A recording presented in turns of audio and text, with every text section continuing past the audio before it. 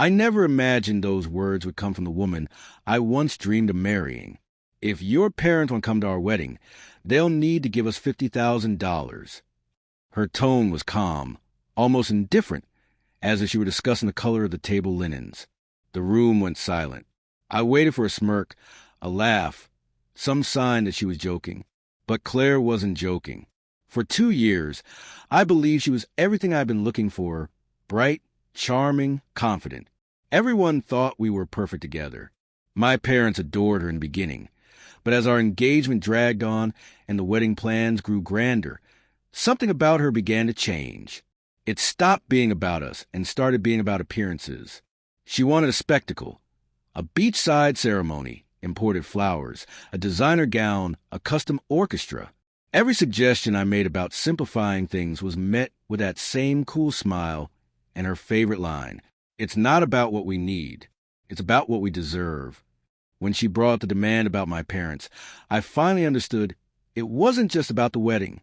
It was about control. My parents had already offered to help modestly. They were humble, hard-working people who spent their lives saving so that I could have a future. But $50,000? That wasn't generosity. It was ransom. When I hesitated, Claire gave me a look that made my stomach turn. "If they can't afford it," she said softly, "maybe they don't belong there." That sentence hit harder than anything she'd ever said. My parents, who had done everything for me, were suddenly being judged by their bank balance. "Claire," I said slowly, trying to stay calm, "my parents aren't here to fund your dream wedding. They don't owe us anything."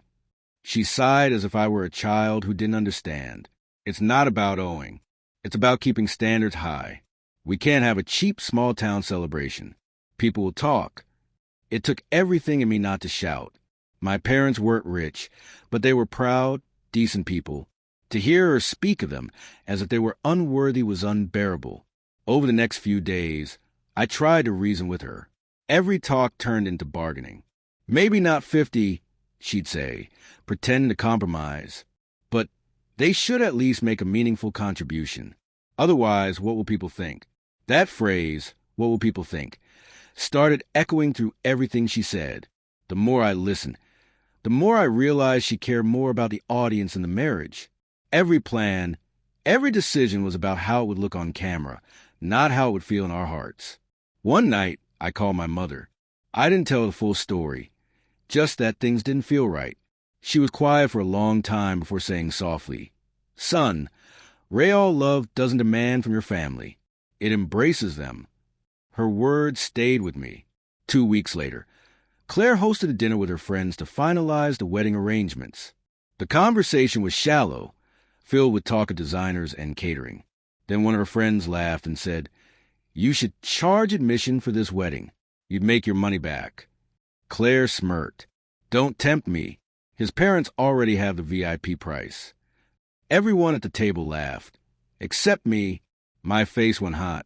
I sat through the rest of the dinner in silence, pretending to smile, but inside, something cracked. When we got home, I couldn't hold it in anymore.